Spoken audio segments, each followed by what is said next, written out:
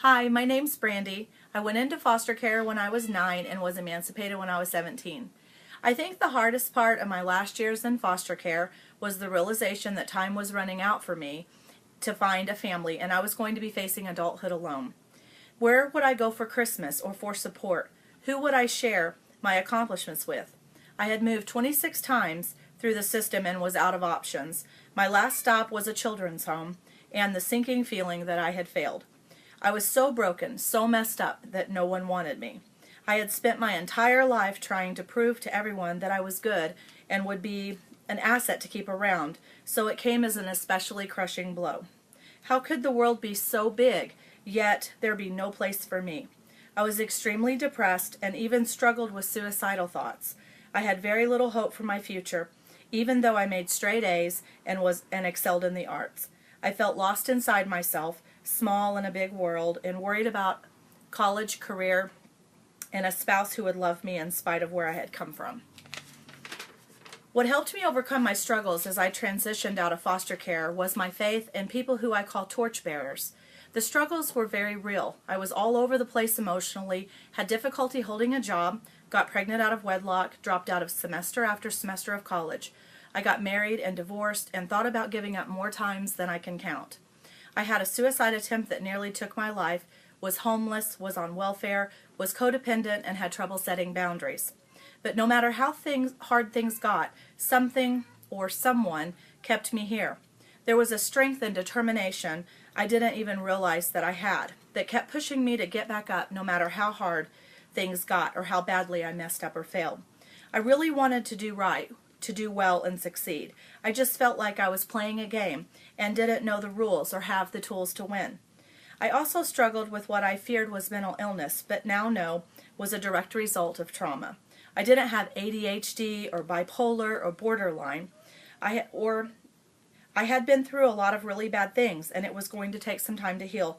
I had to learn to give myself grace for the process. Having my daughter was a real turning point for me because I was determined that life would be better for her. I had a lot of people come and go, but there always seemed to be someone who saw something in me worth investing in. I honestly believe those people were Jesus with skin on. They encouraged me that things would get better, not to give up, that God had a plan for my life. I wanted and even had to believe them surfacely, but deep down I was so scared that things would never change. I was so scared that I wasn't going to make it.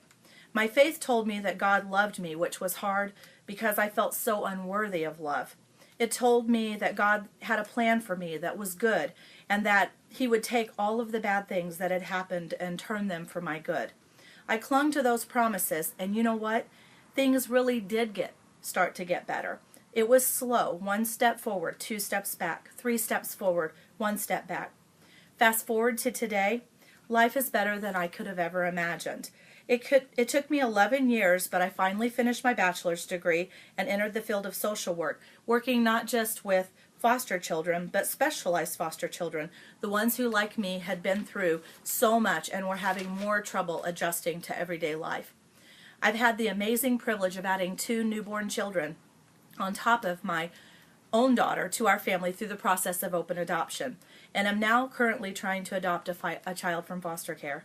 I've dedicated my life to encouraging quality people to foster and adopt, to traveling and sharing my story with social workers and foster parents in the hopes that together we can make the system better for tomorrow's children. The system is imperfect, but it's necessary. It saves lives, and no matter how hard things were for me, I know that I fared better in the system than I would have if I had stayed home. There are so many kids like me who are trying to make sense of their lives, to make a plan for their future, and who have determined not to let their past win. It's for the ones who have no voice, or the ones who've yet to find their voice, that I keep doing what I'm doing. I will not be silent. I've realized that my life has been a gift, not just something that I survived. I'm truly grateful for everything I went through because it made me a better person. I have a loving husband, a beautiful family, and so many people who believe in me and support me as I use my story to offer hope.